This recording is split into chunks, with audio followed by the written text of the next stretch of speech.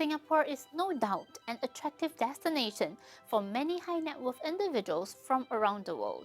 From our thriving economy to high living standards, including our stable political system, world-class education and healthcare system, attractive tax rates makes it an excellent choice for many millionaires and billionaires who are seeking migration opportunities.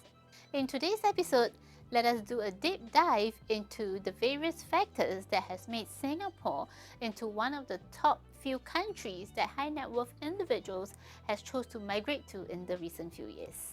If this is your first time on our channel, hi, my name is Elena and I'm the co-founder and managing director of The Immigration People.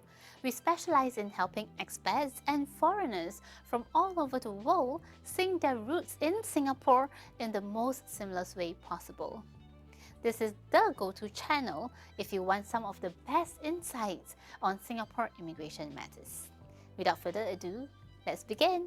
First up, let's take a look at some of the financial perks. Foreign business owners, entrepreneurs, investors, and innovators are highly encouraged by the Singapore government to start a business or relocate their business here. For the first perk is Singapore's competitive tax rates. Singapore's tax rates are currently fixed at 17% for companies and up to 22% for individuals. Compared to other countries with much higher tax rates, Singapore's low tax rates can lead to significant savings, especially for the high-income earners or high-net-worth individuals. Furthermore, for business owners, dividends are not taxable. When it comes to property, Singapore is known for its high market value.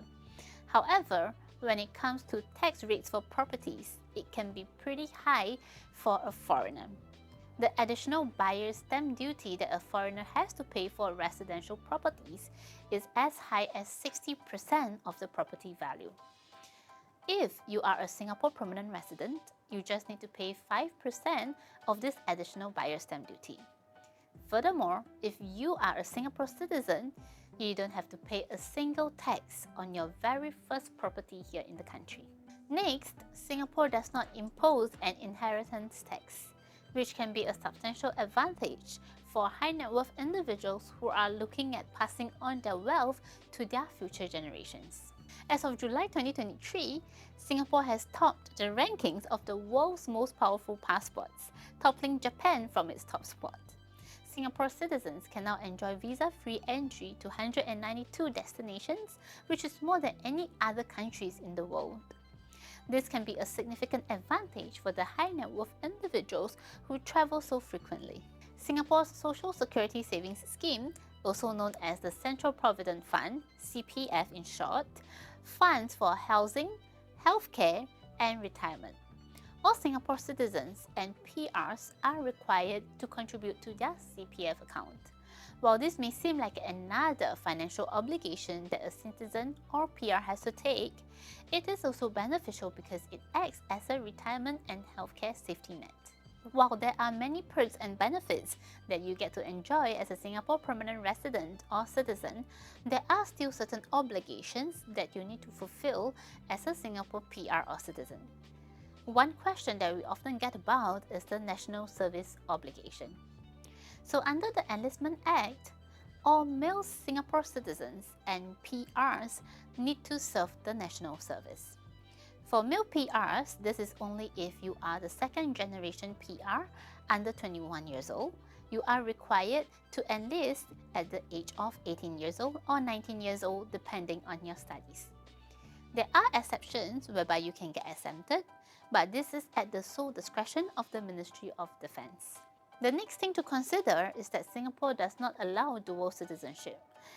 This means that should you wish to convert your PR status to Singapore citizenship in the future, you need to give up and renounce your current citizenship. While holding a Singapore PR does not require you to give up your current citizenship, but this is an important factor to consider, let's say if you wish to take up Singapore citizenship sometime in the future. Next, let's look at some of the common options for high net worth individuals to migrate to Singapore. The first one would be the Global Investor Program. Singapore's Global Investor Program, in short for GIP, allows an expedited route to permanent residency for high net worth investors, entrepreneurs, to migrate and bring their wealth here to Singapore. The GIP requires eligible candidates to invest into one of the following three options. The first option is to invest at least $10 million into a new or existing business operations in Singapore. The second option is to invest at least $25 million into a GIP approved fund. Last but not least, the third option is to invest at least $50 million into a single family office with an asset under management of $200 million. This program is currently the only way for a full-fledged foreigner to become a Singapore PR directly. If you don't go through the GIP, the other options will require you to become a work pass holder first, or at least a spouse of a Singapore PR or citizen, or you have to be a student who has lived and studied in Singapore for at least 2 years and passed a national exam before you can apply for Singapore PR. Now, if you're a foreign business owner or entrepreneur and feel that the GIP is not suitable for you, you can also choose to migrate to Singapore through setting up a company here. By incorporating a company in Singapore, this company is eligible to sponsor you for a work pass. Usually, it's an entrepreneur pass or an employment pass. With this pass, it will allow you to move to Singapore, operate your business, reside here with your family, and look at applying for PR sometime in the future. The decision to pursue Singapore permanent residency or citizenship as a high net worth individual is undoubtedly multifaceted. Balancing the benefits and obligations against your long-term goals and values is essential.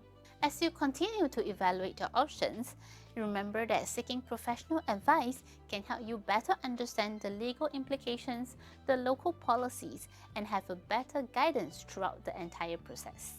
If you have further questions or require personalized guidance to your unique circumstances, don't hesitate to reach out to our team of experts.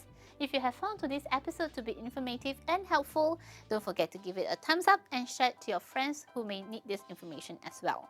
Don't forget to subscribe to our channel if you haven't done so, and I'll see you in our next episode. Bye!